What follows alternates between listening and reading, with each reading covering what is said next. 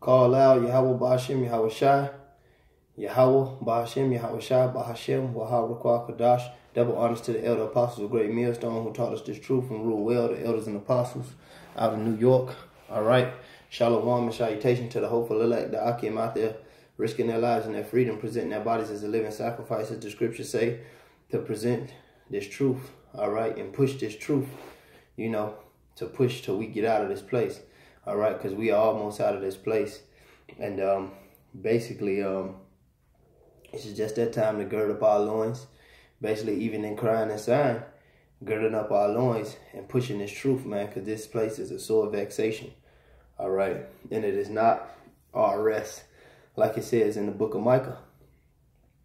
All right, this is Brother Yarmar from the Great Millstone Chicago camp, basically coming to you with another lessons. And here you go, man. We about to get straight into it. This is Jeremiah 16 and verse 14. Therefore, behold, the days come, saith Yahweh, that it shall be no more, he said, Yahweh liveth, that brought up the children of Israel out of the land of Egypt.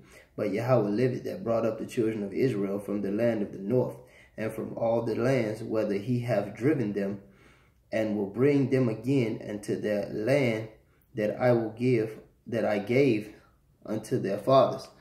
And that's happening. All right. We're gonna see that happen during this second Exodus, when the Most High brings the children of Israel and set them in their land. Because the people over there right now, not the blacks, Latinos, and Native Americans, they are the Edomites, all right, over there, invading and defiling our land. All right, you got Arabs over there invading and defiling their land, our land, all right. You got Hamites over there, and you got simple Negroes over there also who went over there, but the Lord didn't bring them back in those chariots, all right, because when the true Israelites on the land, it's going to be no more wars on the earth. You're going to have streets of gold, children playing in the streets, children playing with wild animals, poisonous animals. That's not happening on the earth. The scripture said they shall beat their swords in the plowshares and their spears in the pruning hooks, and they shall not learn war anymore. That's not happening. It's all type of war over there in that place, over there in Israel, over there in our land that the Lord gave our fathers. So those Edomites over there are not the Israelites, according to the Bible. And that alone proves it. But for you good old New Testament Christians out there, this is an Old Testament prophecy, which is happening soon, but it ain't happening yet. All right. Until then, we're in this damn hellhole, enduring afflictions and fighting to stay in this truth. All right. And enduring and pushing the word of Yahweh Ba'ashem Yahweh Shai. All right. This is Ezekiel 9 and 4.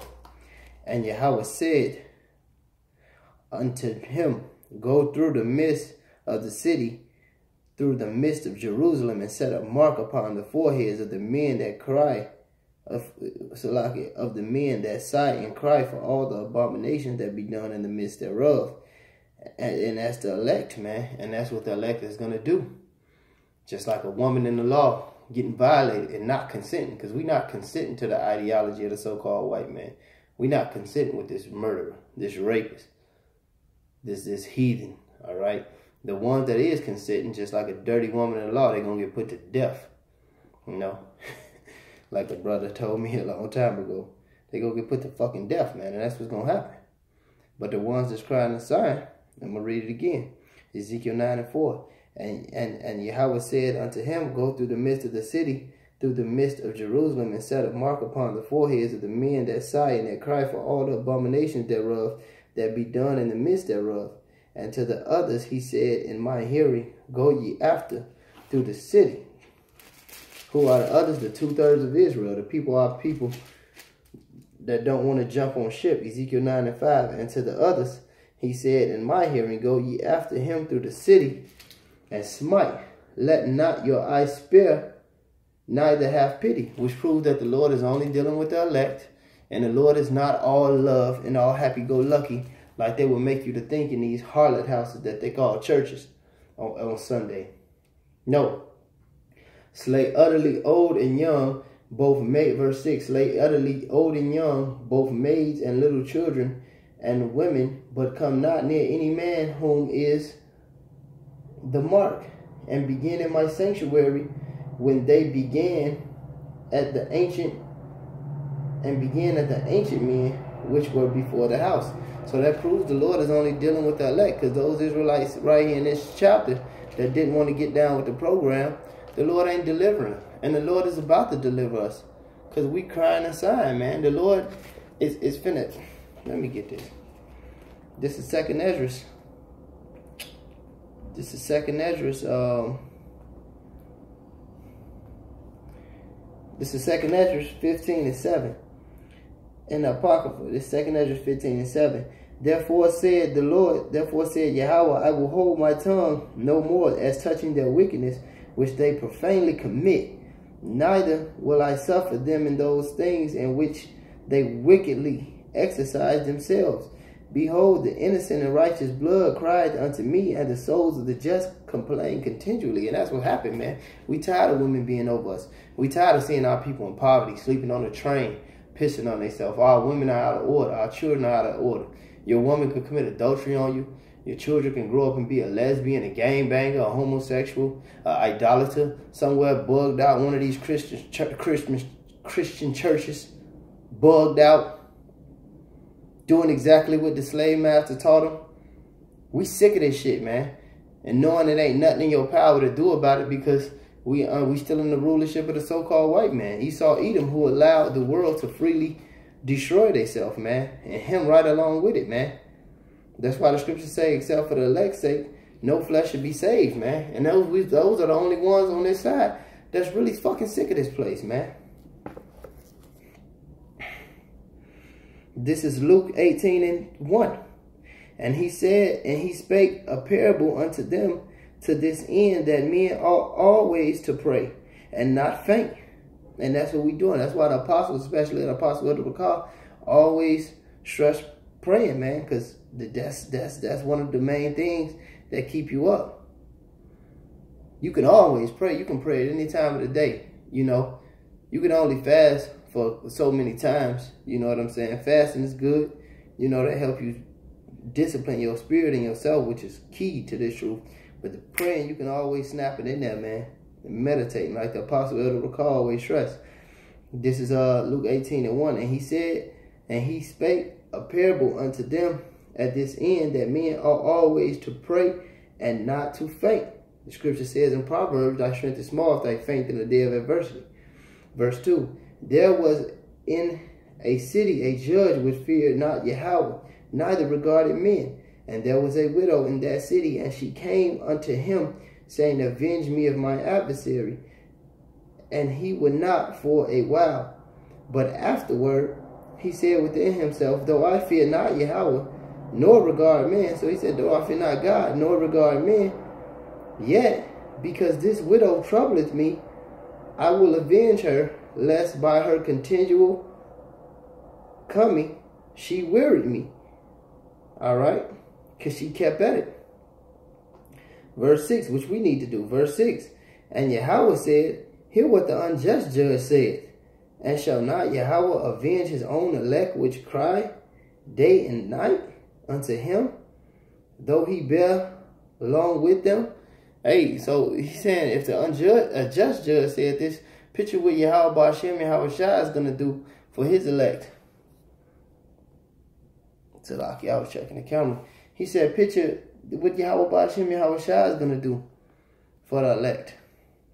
All right? So we don't have too much longer in this kingdom, because we out here presenting our bodies as a living sacrifice. This is all we can do, man. Our people have no hope but Yahweh ahchyam. We don't have no financial system, and this is a faith-based thing, man.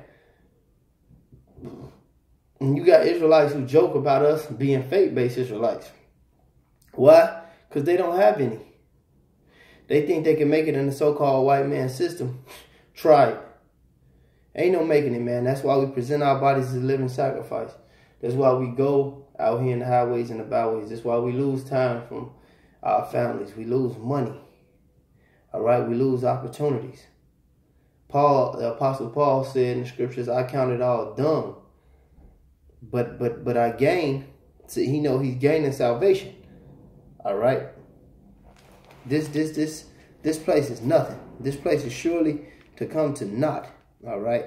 And Yahweh Ba'ashem Yahweh Shai is going to set up the men. Is going to set up the men, all right? Starting with the elect. He's going to set up the men of Israel, and we're going to rule his kingdom, man. Sirach 10:8. So because of unrighteous dealings and riches gotten by deceit, the kingdom is translated from one people to another. Yeah, we crying and sighing, but we also smiling, man, because we seeing this man go down. This is Revelations 2:26. And he that overcometh and keepeth my works unto the end, to him I will give power over the nations. And he shall rule them with the rod of iron, as the vessels of a potter shall they be broken to shivers, even as I have received of my Father. So the Lord is going to give us dominion, starting with the elect men of Israel, man, to break these nations, just like they broke us, just like they put us in slavery, just like they put us in chains, just like they put us in bondage, just like they raped our women, just like they whipped us, just like we built their kingdom. They're going to build ours. And there's going to be nothing they can do about it. There's nothing our forefathers can do about it. But cry. Now the Lord revealed this truth to us.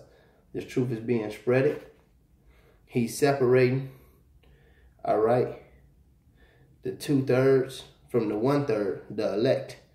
All right, he's sealing the elect, and the rest of them, just like we read in the book of Ezekiel, the 9th chapter, the rest of them are going to be slaughtered, man, smitten, good riddance. All right. Wait till the so-called white man see our salvation. Just as happy as he was to put us in chains, that's how vexed he is to be.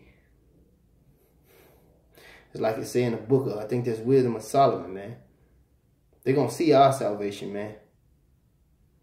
Hey, but with that being said, all glory and praises, honor, glory, all praises, honor, and glory due to Yahweh Ba'ashem Yahweh Shai. Double honors to the elder apostles of Great Millstone. To the hopeful elect, I say endure and shalom.